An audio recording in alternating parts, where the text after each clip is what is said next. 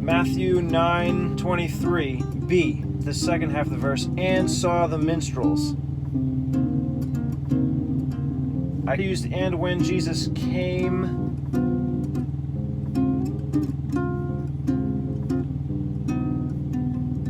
into, however, I can use again. Mark 5:39, and when he was come in,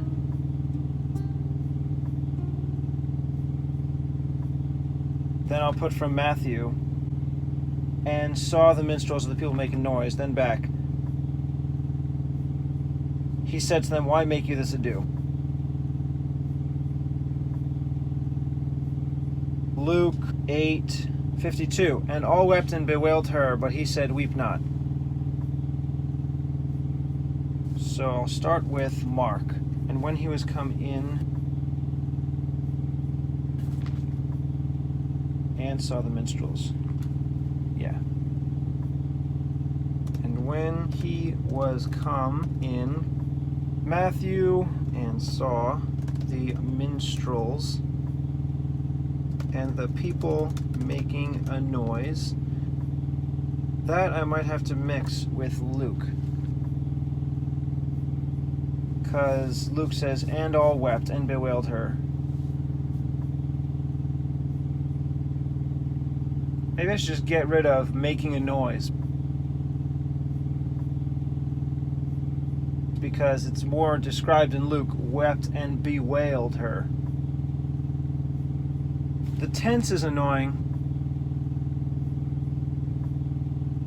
He saw the minstrels and the people making, so I would then have to follow with what the people are doing. And weeping and bewailing her. You know what? I might be able to put the verse from Luke first and undo that awkwardness. Because it says, and when he was come in, I could then say, and saw all the people wept and bewailed her. Then from Matthew, and the minstrels and the people making a noise. And the minstrels. I could say the minstrels making a noise. No, I think I should get rid of making a noise. Because the noise is the people weeping and bewailing. It's not talking about the minstrels making the noise. The minstrels are the flute players. You could call music noise, but the noise here is definitely referring to the people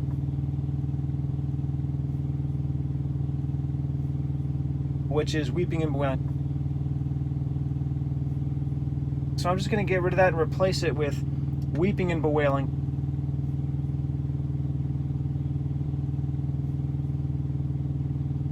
And I'm actually going to put that earlier. And saw, I'm going to save the minstrels, and I don't need and. So the minstrels and I'll put later, perhaps. And saw the people, I don't need making a noise. So the people, what are they doing? I'm also going to put all, because Luke says and all. And saw, so from Luke, just the word all. And saw all the people. Now back to Luke after people. Wept and bewailed her. And then I can go back to Matthew. And the minstrels. If I could say also the minstrels, that would work best. But there's no also in here. And all the people wept and bewailed her. I might be able to put the minstrels first and then all the people that wept and bewailed her. But there's no that here either.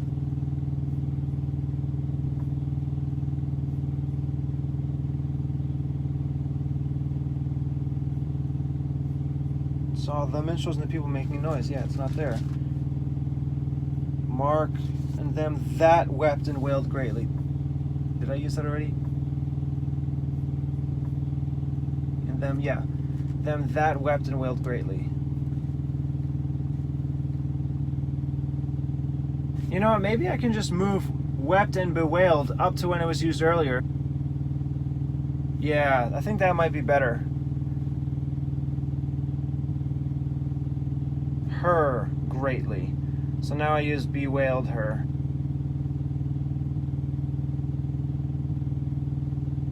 Then after that, and when he was come in and saw all the people and the minstrels, I already said wept and bewailed, so I don't need to again say that the people are making noise.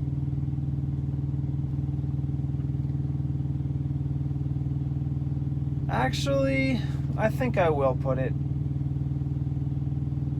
Yeah, I'll just be inclusive.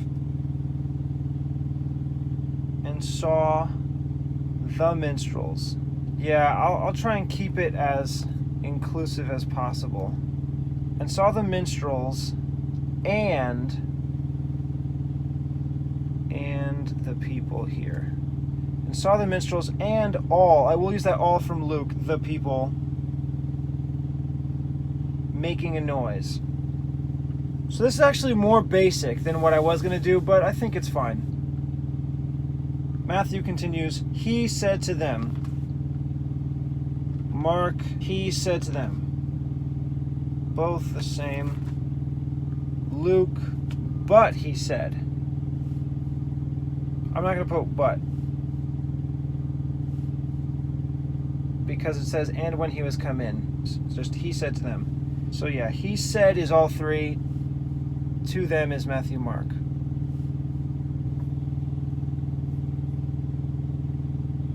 He said to them. Now, what he actually says in Matthew is, give place, for the maid is not dead but sleeps. Give place. And that's underlined meaning make room. Get out of the way, pretty much. Give place. Mark, why make you this ado, and weep? Question. The damsel is not dead but sleeps. So there's no give place. It's instead a question. Luke, he tells them, weep not. She's not dead but sleeps. I think the question needs to come first. Why make you this ado and weep? Then I could put give place and maybe also weep not. If I could say and weep not, that would be the best. Give place and weep not. But there's no and in any of these sentences, so I can't do that.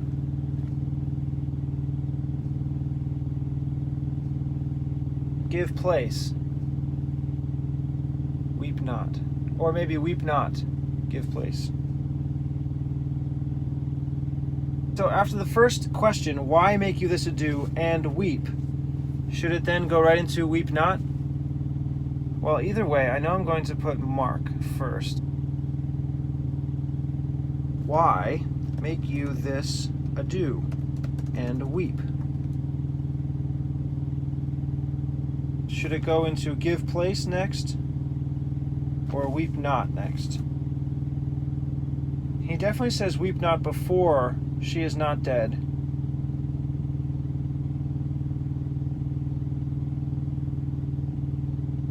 I think give place needs to come first. Matthew, give place. Luke, weep not. Now, from all three, Matthew says, for the maid is not dead but sleeps. Mark, the damsel is not dead but sleeps. Luke says, she is not dead but sleeps. All three of them use a different word for her. But I think I will start with what Matthew says, for. This is the reason why you don't need to weep. This is the reason why you must give place. For the maid, the damsel, or just she. If the girl is only 12, I think she is the best. Yeah, I'm going to go with she from Luke. It's obvious who he's talking about, so it doesn't need to be overly explained. The maid, the damsel.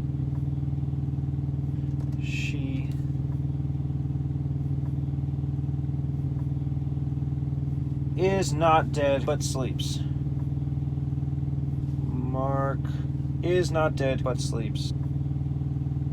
Luke is not dead but sleeps. So it's the same for all three. Is not dead but sleeps. Or if I was going to choose between the maid or the damsel, I would put the damsel, which actually makes a little bit of sense because it says in Mark, he takes the father and the mother of the damsel and enters in where the damsel was lying. He took the damsel by the hand. Being interpreted, damsel, I say to you, arise. So maybe I should go with that because that word is used most often. In Matthew, it says the maid rose when he rose her from the dead. So Matthew uses the same word throughout. Luke, she is not dead, knowing that she was dead. He took her by the hand, saying, maid, arise. She arose. Okay, so it's back and forth between she and maid. Maid is only used one other time after Jesus speaks about her in Matthew. So maid is used twice. Damsel is used like 6 times. She is used 3 times.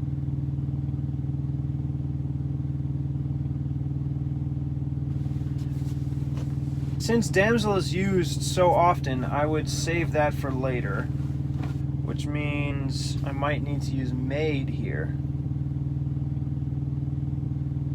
I'll use maid here. I might change it back, but maid is only used twice. I want to use all 3.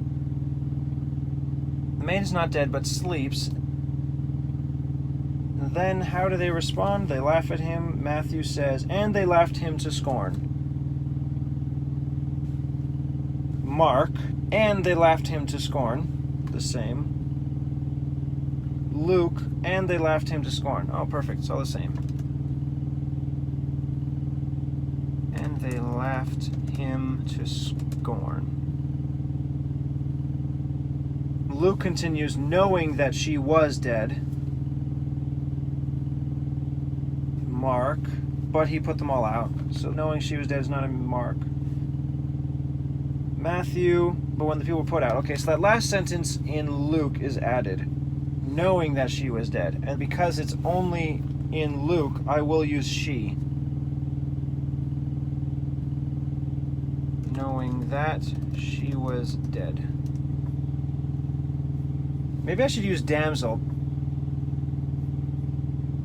because then this she will clearly give a definition of damsel, meaning the girl.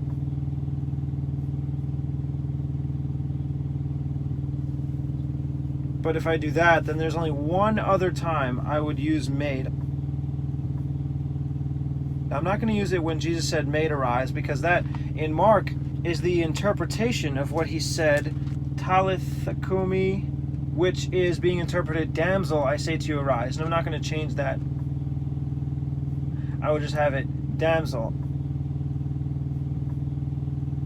Which means the only other place I would use maid would be in Matthew, and the maid arose. Damsel, arise, and the maid arose.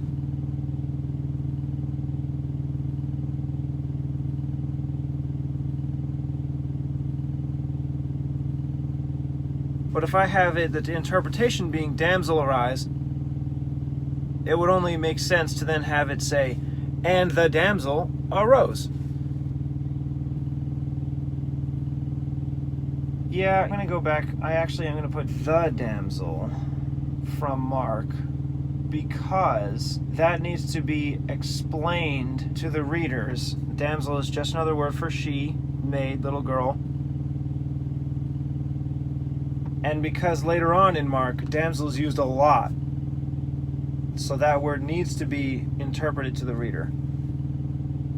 So yeah, I will leave it like that.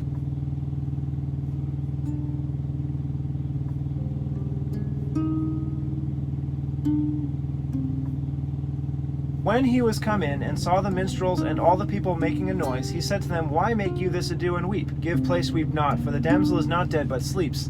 And they laughed him to scorn, knowing that she was dead.